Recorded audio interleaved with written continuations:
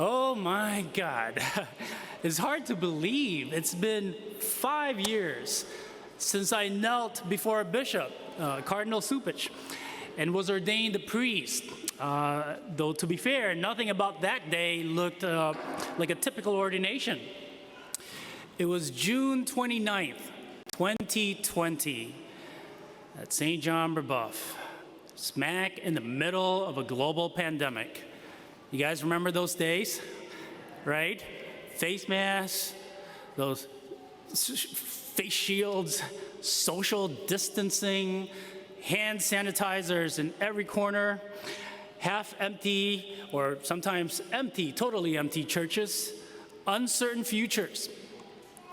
In fact, the ordination of the Mundelein Seminary class of 2020 was up in the air until finally, by the grace of God, the Cardinal chose June 29th, the feast of Saints Peter and Paul, to be the big day for the 7 of us. Although there is an 8th person, by the way, he was for South Africa. What a relief to hear that much anticipated news, and how fitting. Because Peter and Paul were 2 great apostles who embody the foundation of the church. Peter in his pastoral leadership, and Paul in his missionary zeal, reminding every priest of his call to be both shepherd to the faithful and boldly proclaim the gospel. Their shared witness, even unto martyrdom, becomes a powerful model of sacrificial love and fidelity to Christ. And here I am, in 2025, 5 years later, not because I've figured everything out, not because I'm the holiest or the smartest or running on just the right amount of caffeine, but because Jesus still says what he said to Peter in today's gospel: "You are the rock, you are rock, and on this rock I will build my church." And let's be honest, if Jesus can build his church on Peter, well, there's hope for all of us.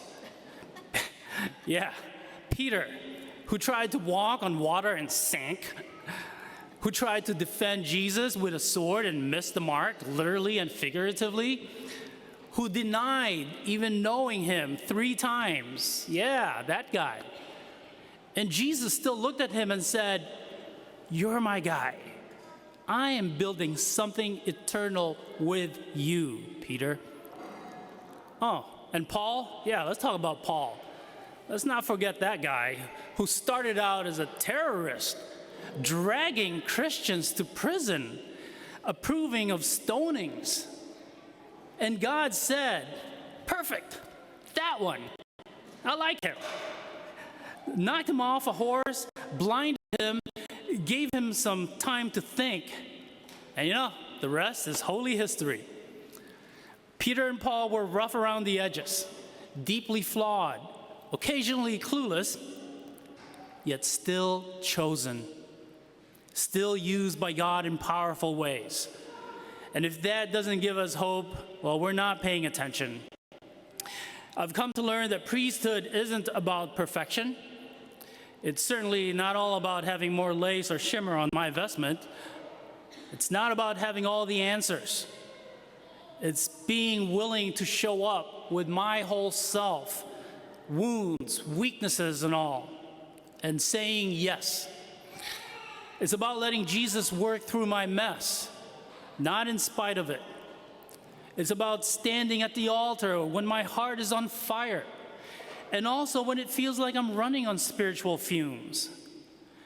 And here's the thing: the gospel isn't just about Peter or priests.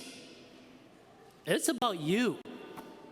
It's about each and every one of you too. Because Jesus is still asking the same question that he asked Peter. Who do you say that I am? Not just here in church, but in the grocery aisle, in the ER, in your marriage, in your grief, in your burnout, in your parenting, in your joy.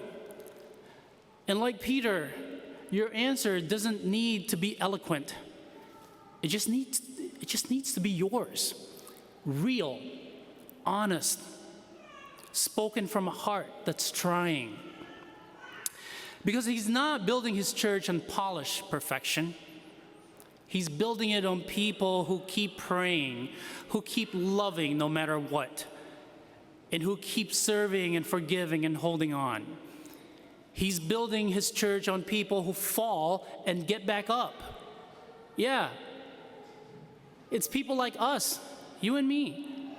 And that's how the church gets built, rock by rock, soul by soul, with faith, with humility, stubborn hope, and grace.